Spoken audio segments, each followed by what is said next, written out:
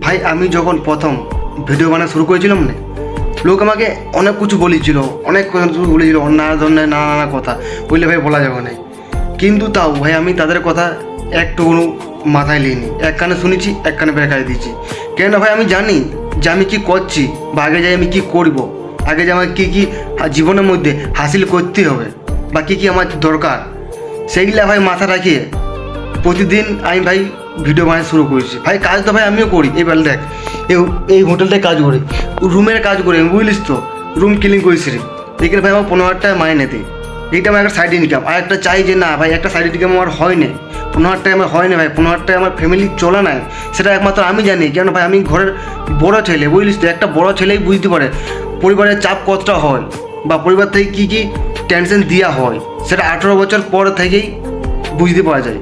ভাই তুই 18 বছর পর থেকে বাম্মা কেনে তোকে মারপিট ছাড়িয়ে দেব অন্য, সে জানে যে তোকে 18 বছর পর থেকে তোকে জীবনে এতটা কষ্ট দিবে, সেটা বাম্মা আগে থেকে জানে। কেননা ওরাও এই আমাদের টাইমটা 18 বছরটা ওরা এক টাইমে হয়ে গুজরে আসিছে, তাই ওরা বুঝে, তাই তো 18 বছর থাকে ছেলেকে মারা বন্ধ করে দিই।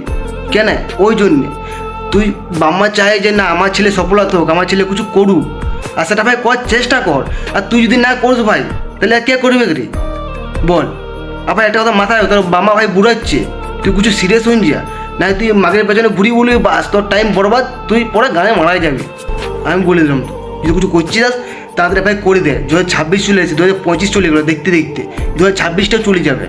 একটা তো মাথায় ভাই ভিডিও যদি ভালো লাগে তাহলে নিশ্চয়ই একটা লাইক করবি, বুঝলিস তো। কেন ভাই আমিও মেহনত করছি, একটা আমিও ভাই মিডিল ফিল্ম থেকে বলং করি, বুঝলিস তো।